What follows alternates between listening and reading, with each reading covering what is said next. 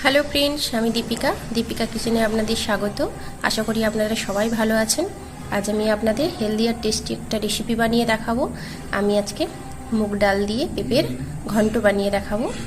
তো যারা আমার চ্যানেলটা প্রথম দেখছেন অবশ্যই সাবস্ক্রাইব করে পাশে থাকবেন। আর আমি এটা কিভাবে বানাচ্ছি আপনারা দেখে নিন। আর অনেক রেসিপি আপনারা খেয়েছেন পেঁপে, এভাবে একবার বানিয়ে খেয়ে দেখুন, খুবই টেস্টি হয়। আর ডিনারের জন্য যথেষ্ট ভালো একটা রেসিপি। চলুন আমি কিভাবে বানাচ্ছি তাহলে দেখিয়ে দিই। পেঁপের ঘন্টটা বানানোর জন্য আমি কড়াটা গরম করে নিয়েছি, দিয়ে দেবো সাদা তেল।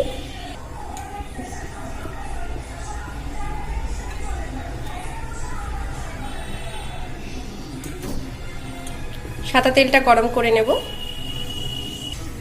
তেলটা গরম হয়ে গেছে, আমি পেঁপে আর আলুটা দিয়ে ভেজে নেব।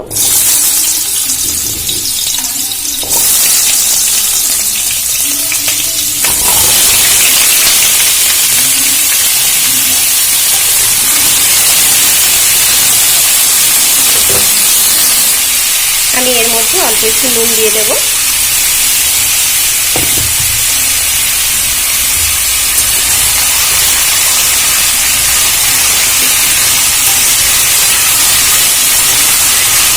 আপনারা তো অনেকভাবেই পেঁপে খেয়েছেন, একবার এইভাবে পেঁপের ঘন্ট বানিয়ে খেয়ে দেখুন, খুবই ভালো লাগবে। আমি পেঁপেটা ভালো করে লাল লাল করে ভেজে নেব। দেখুন পেঁপেটা লাল লাল করে ভাজা হয়ে গেছে, আমি এবার এটা তুলে নেব।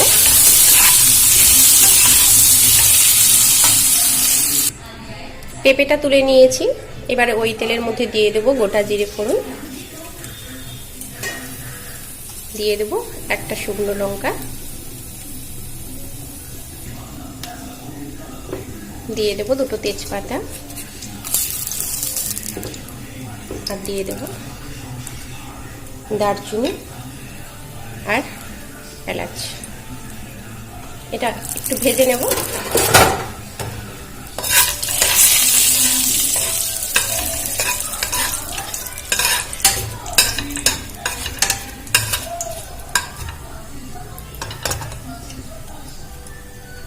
এবারে দিয়ে দেবো এর মধ্যে টমেটো,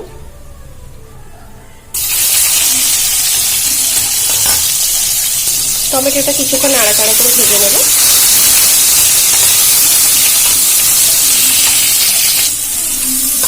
টমেটোটা কয়েক সেকেন্ড ভাজলে হয়ে যাবে। এবার এর মধ্যে আমি দিয়ে দেব আদা বাটা। এই রান্নাতে খুব বেশি মশলার প্রয়োজন হয় না। দিয়ে দেব আদা বাটা, আর দিয়ে দেব কাঁচা লঙ্কা। এবার এটা নাড়াচাড়া করে ভেজে নেব।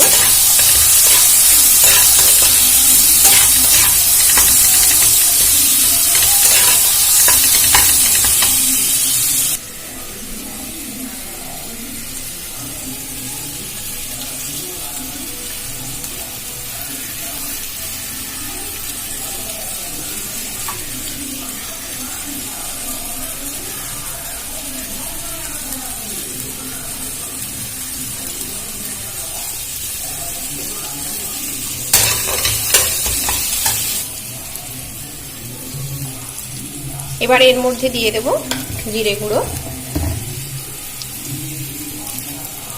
1 চামচ মতো দিলাম।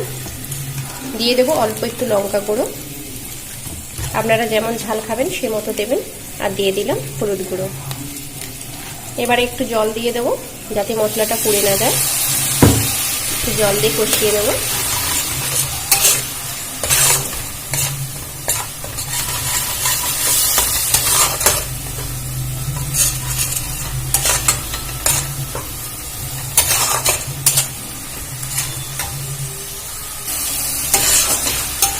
মশলাটা দেখুন কষানো হয়ে গেছে।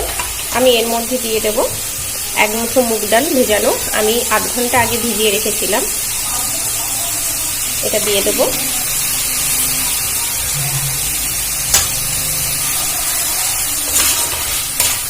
এর মধ্যে খুব বেশি মুগ ডালটা দেওয়ার প্রয়োজন নেই, তবে এই রান্নাতে অল্প একটু মুগ ডাল দিলে খেতে ভালো লাগে।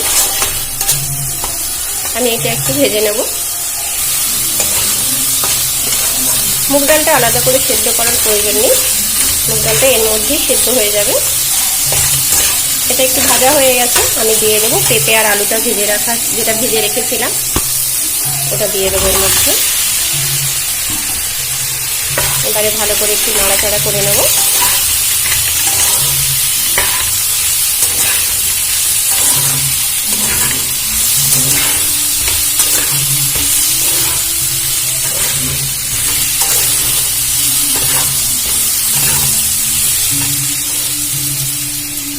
এবারে দিয়ে দেবো এর মধ্যে জল। আমি এতে পরিমাণ মতো জল দিয়ে নুন দিয়ে দেবো। আমি জলটা দিয়ে দিলাম, দিয়ে দেবো পরিমাণ মতো নুন। যেহেতু ভাজার সময় আমার অল্প নুন দেওয়া ছিল, তাই খুব বেশি দেব না, আপনারা নুনটা চেখে দেবেন। আমি এবারে এটা ঢাকা দিয়ে 5 মিনিট মতো হতে দেব। আমি 5 মিনিট মতো হতে দেব। আমি 5 মিনিট পরে ঢাকনাটা খুলে দেখে নেব। এই যে দেখুন, জলটা অনেকটাই শুকিয়ে গেছে আর ডালটাও সেদ্ধ হয়ে গেছে। এটা আর একটু শুকনো করব। দেখুন পেঁপে আলুটা সেদ্ধ হয়ে গেছে।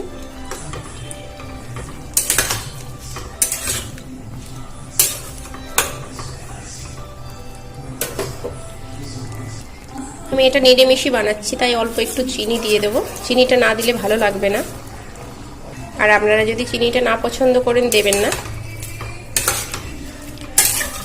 দেখুন সবগুলো খুব ভালো মতো সেদ্ধ হয়ে গেছে।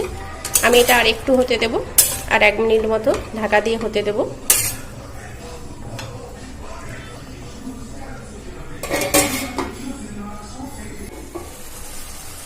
এই যে দেখুন শুকনো শুকনো হয়ে এসছে। এবার আমি এর মধ্যে দিয়ে দেবো অল্প একটু ঘি।